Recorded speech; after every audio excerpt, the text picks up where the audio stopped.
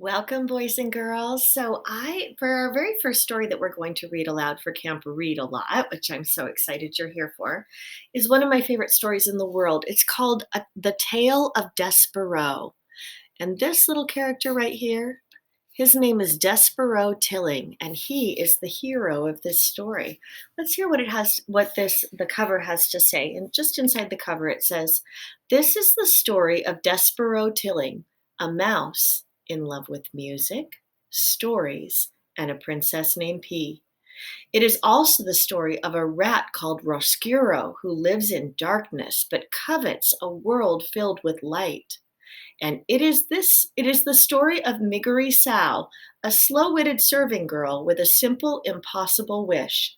These characters are about to embark on a journey that will lead them down into a horrible dungeon, up into a glittering castle, and ultimately into each other's lives. And what happens then? Reader, it is your destiny to find out." So this story is called The Tale of Despereaux. And it has a title page here, and then it has another title page with a slightly longer title. So I'm going to read that to you too. The Tale of Despereaux being the story of a mouse, a princess, some soup, and a spool of thread. Lots of interesting things there. Okay. Excuse my dog barking. I had to lock him in the bedroom and he's not happy. "The world is dark and light is precious. Come closer, dear reader. You must trust me. I am telling you the story." Book the First. A Mouse is Born.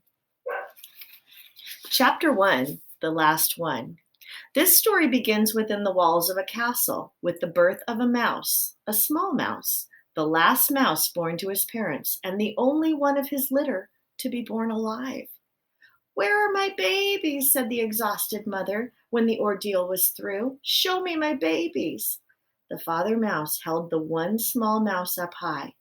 "There is only this one," he said. "The others are dead."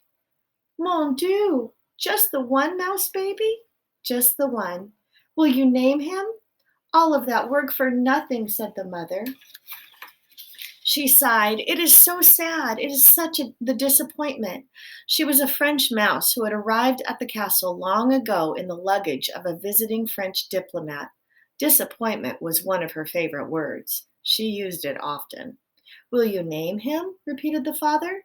"Will I name him? Will I name him? Of course I will name him. But he will only die like the others. Oh, so sad. Oh, such a tragedy." The mouse mother held a handkerchief to her nose and then waved it in front of her face. She sniffed. "I will name him, yes. I will name this mouse Despereaux. For all the sadness, for the many despairs in this place. Now where is my mirror?" Her husband handed her a small shard of mirror. The mouse mother, whose name was Antoinette, looked at her reflection and gasped aloud. "Tu le sais," she said to one of her sons. "Get me my makeup bag. My eyes are a fright." While Antoinette touched up her eye makeup, the mouse father put Despereaux down on a bed made of blanket scraps. The April sun, weak but determined, shone through a castle window, and from there squeezed itself through a small hole in the wall and placed one golden finger on the little mouse. The other older mice gathered around to stare at Despereaux. "His ears are too big," said his sister Merlot. "Those are the biggest ears I've ever seen." "Look," said a brother named Furlough. "His eyes are open." "Pa, his eyes are open." "They shouldn't be." It is true. Despereaux's eyes should not have been open, but they were. He was staring at the sun reflecting off his mother's mirror. The light was shining onto the ceiling in the oval of brilliance, and he was smiling up at the sight. "There's something wrong with him," said the father. "Leave him alone." Despereaux's brothers and sisters stepped back away from the new mouse. "This is the last," proclaimed Antoinette from her bed. "I will have no more mice babies. They are such a disappointment. They are hard on my beauty. They ruin for me my looks. This is the last one, no more." "The last one," said the father, "and he'll be dead soon. He can't live, not with eyes open like that." But reader, he did live. This is his story. And there's an illustration here that says Despereaux's eyes should not have been open, but they were. And you can see the mother He looked very closely. The mother and father are there, and little baby Despereaux is looking up into the sunlight. And the reason they're saying his eyes shouldn't be open is because some baby animals, when they're born, have their eyes are permanently closed until, not permanently, that's the wrong word, but they're closed until they're a little bit older. So for the first few weeks of their life, their eyes are closed. This little mouse on the very first day has his eyes wide open. Chapter 2, such a disappointment. Despereaux Tilling lived, but his existence was cause for much speculation in the mouse community. He's the smallest mouse I've ever seen, said his Aunt Florence. It's ridiculous. No mouse has ever been this small, not even a Tilling. She looked at Despereaux through narrowed eyes, as if she expected him to disappear entirely. No mouse, she said, ever again. Despereaux, his tail wrapped around his feet, stared back at her. Those are some big ears he's got, too, observed his Uncle Alfred. They look more like donkey ears, if you ask me. They are obscenely large ears, said Aunt Florence. Despereaux wiggled his ears. His Aunt Florence gasped. They say he was born with his eyes open, whispered Uncle Alfred. Despereaux stared hard at his uncle. Impossible, said Aunt Florence. No mouse, no matter how small or obscenely large-eared, is ever born with his eyes open. It simply isn't done. His pa, Lester says he's not well, said Uncle Alfred. Despereaux sneezed. He said nothing in defense of himself. How could he? Everything his aunt and uncle said was true. He was ridiculously small. His ears were obscenely large. He had been born with his eyes open, and he was so sickly. He coughed and sneezed so often that he carried a handkerchief in one paw at all times. He ran temperatures. He fainted at loud noises. Most alarming of all, he showed no interest in the things a mouse should show interest in. He did not think constantly of food. He was not intent on tracking down every crumb. While his larger, older siblings ate, Despereaux stood with his head cocked to one side, holding very still. Do you hear that sweet, sweet sound? He said. I hear the sound of cake crumbs falling out of people's mouths and hitting the floor, said his brother Tulisse, I think his name is. It's French, and I don't speak French, so I'm doing my best. Tulisse, I think. That's what I hear. No, said Despereaux, it's something else. It sounds like, honey. You might have big ears, said Tulisse, but they're not attached right to your brain. You don't hear honey, you smell honey. When there's honey to smell, which there isn't. Son, barked Despereaux's father, snap to it. Get your head out of the clouds and hunt for crumbs. Please, said his mother, look for the crumbs. Eat them to make your mama happy. You are such a skinny mouse. You are a disappointment to your mama. Sorry, said Despereaux.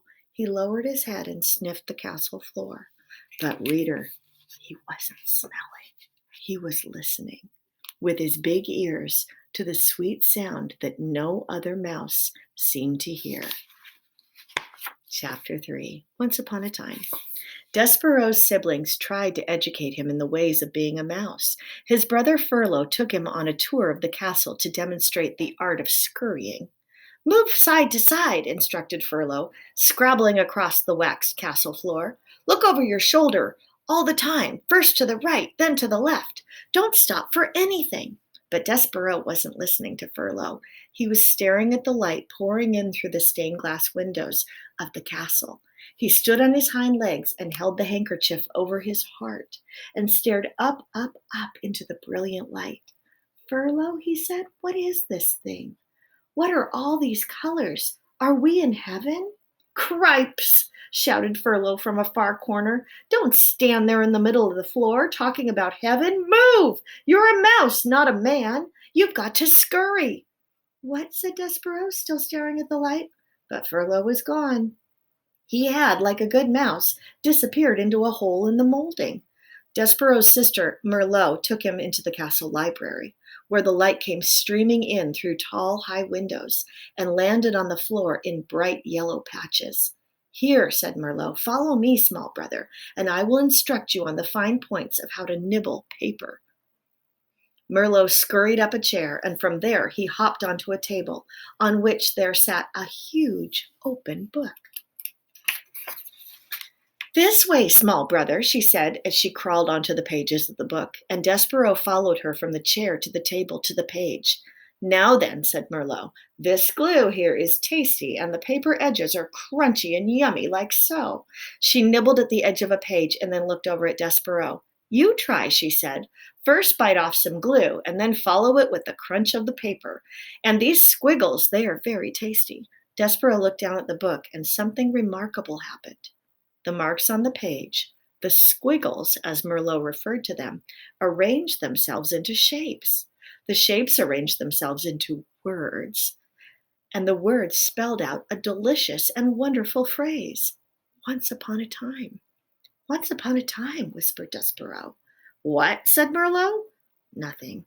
"Eat," said Merlot. "Once upon a time," whispered Despereaux. Look at, you can see he's reading the pages of the book. It says, the caption down here at the bottom says, "Once upon a time," whispered Despereaux. Really closely. Can you see "once upon a time" on the page? "I couldn't possibly," said Despereaux, backing away from the book. "Why?" Said Despereaux, "it would ruin the story." "The story? What story?" Merlot stared at him. A piece of paper trembled at the end of one of her indignant whiskers. "It's just like Pa said when you were born. Something is not right with you." She turned and scurried from the library to tell her parents about his latest disappointment. Despereaux waited until she was gone, and then he reached out and with one paw touched the lovely words, "Once upon a time." He shivered. He sneezed. He blew his nose into his handkerchief.